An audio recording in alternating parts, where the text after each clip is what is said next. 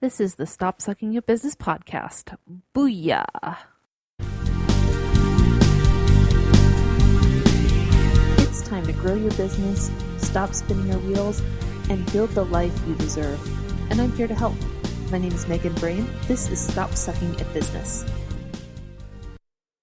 Hello, my precious blueberries. This is Megan Brame here. Thanks so much for joining me. Welcome to the show. I'm a 5-time award-winning entrepreneur, and I am here to help you succeed at your own small business. So thank you so much for joining me today.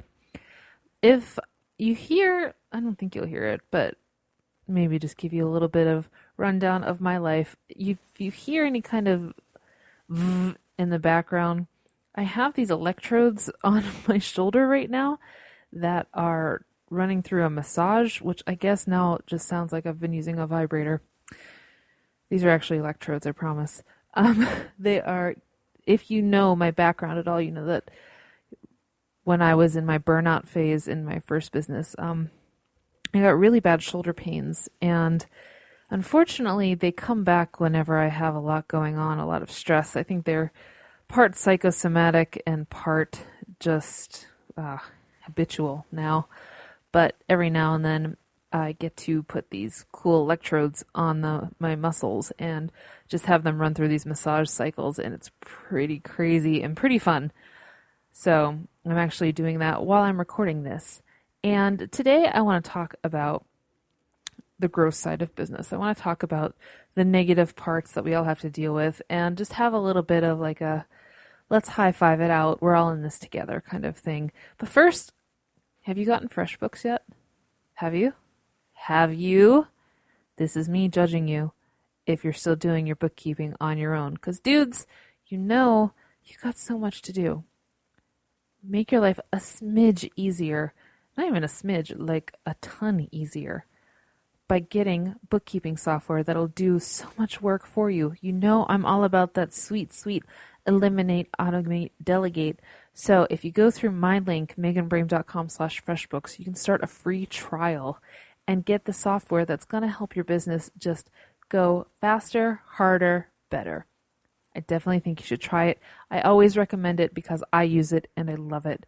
So if you go through my link, meganbrame.com/freshbooks, you can start a free trial. I definitely recommend checking it out, especially during holiday season, because you know you got a lot of stuff to do.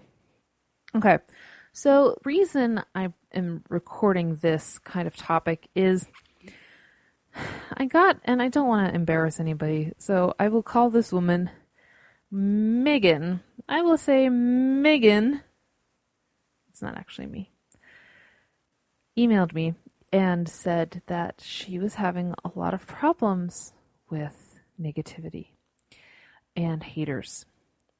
And it was really starting to affect her where she didn't want to work that much anymore, and her business just wasn't fun anymore. And what should she do? So if you are at the point in your business where you have haters or self-doubt or family members that are like, so what are you really going to do for money?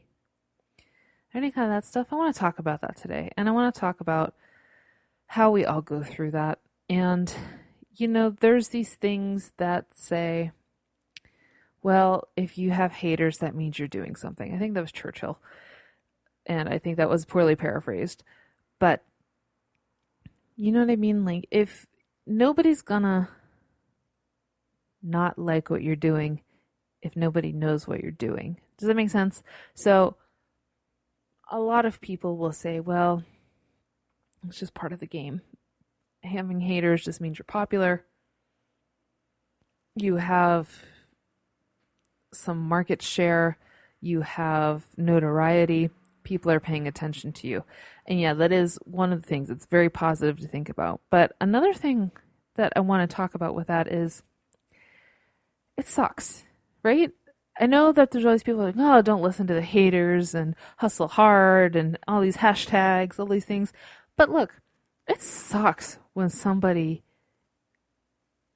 devalues your work.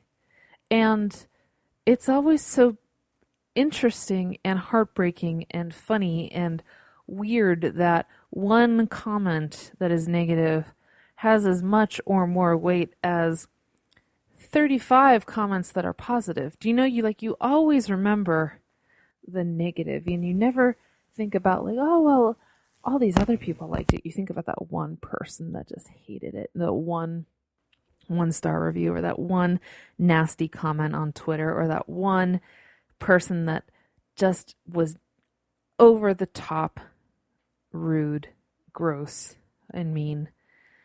And I don't know where this comes from. I wish I could say I had some sort of sociological idea on where haters come from, and I don't know. It could be jealousy. It could be people with time on their hands. It could be a number of things. It could just be they're nasty people, and they want you to feel nasty too. And it's like bullies in high school, like these people don't matter in the long run, and so don't give them your attention. And I agree with that. I don't think you should give negative people attention as much as you want to, right? As much as you think like, if I just showed them that I'm a person, that I'm trying to make a living, that I'm doing this for my family, that I'm whatever, then they're going to change their minds. And it's like fighting an uphill battle with these people. And I don't ever recommend it. I do recommend not allowing it in your life. And here's what I mean by that. There are people that will give you criticism, and you should be open to that criticism, because we are flawed people. We are flawed businesses. We are always trying to learn and grow and develop. And so if someone can come to you with constructive criticism on, I just want to let you know that your website doesn't really work in mobile, or I tried this, but it really didn't work on my dry skin, or this wool was really itchy for me, then take that and thank them for taking the time to tell you these things, because so many people won't. Accept that criticism as a business person and not as a person, if that makes sense. But if they're nasty, if they're mean, if they are unnecessarily just gross, and remember, there is a line here. So if there is criticism that is constructive in what they're saying, then accept that. But if they are nasty people, you don't need to have that in your life. You don't need to keep those comments to you. There are people that are far more successful than me. People like Chalene Johnson, I believe Pat Flynn and Tim Ferriss, all these people that I really admire and idolize. And they delete troll comments because they don't want that in their life. And you are under no obligation. You don't owe anyone anything that is nasty to you. You don't owe haters anything. And so if you do come across people that are, and again, remember, if they have constructive criticism, that is something that you should pay attention to. But if they are nasty, if they are mean, you don't need that. You don't need that. You have so much to do as a business owner. Screw it. Delete and block. You don't owe them anything. And if they get mad because you block them, they weren't your customer anyways, so what's the big deal? Who cares? Don't worry about it. You are under no obligation to have negativity in your life. Now, if you're dealing with negativity from family members, from people that... Here's a story. When I got my name in the New York Times, nobody before that gave a lick out in my extended family. Like my inner circle, my grandparents, my parents, my aunt, they all thrilled.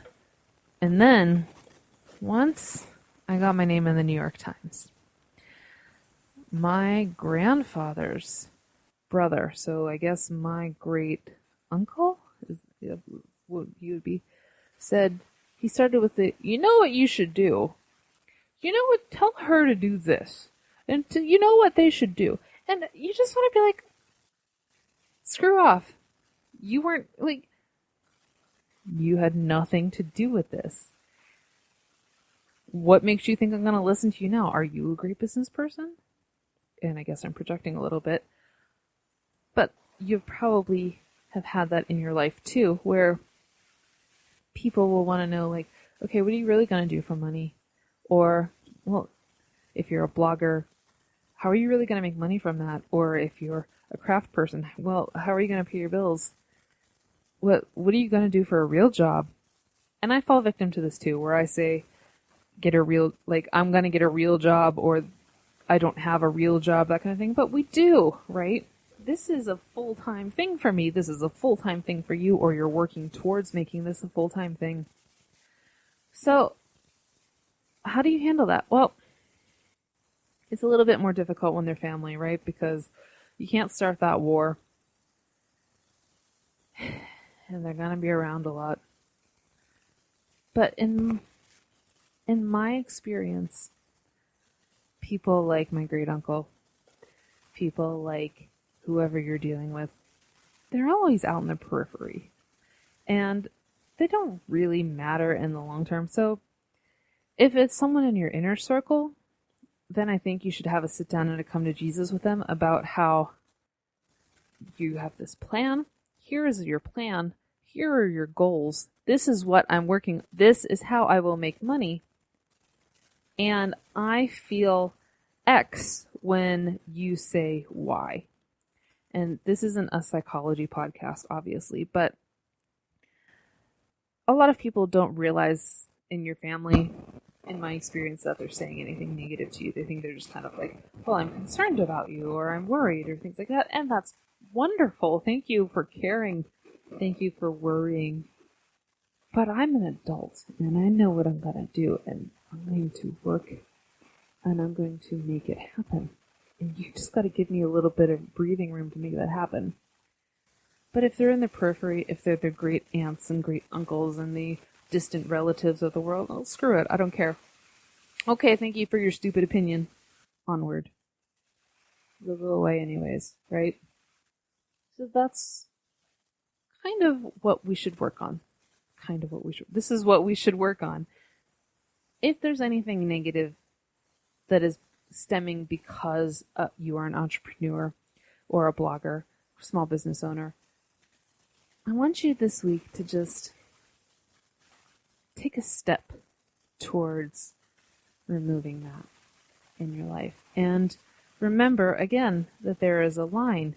You should accept criticism because it makes you grow. But you are not under any obligation to accept nasty things, to accept negativity. You are in this because you want to make your life a better life. And that doesn't mean having to deal with the nasty people of the world. If you want, hire a customer service person to just go through comments and delete the shitty ones so you don't have to do it anymore. It may seem kind of frivolous, but think about the headspace that these nasty comments take up in your mind if you have them.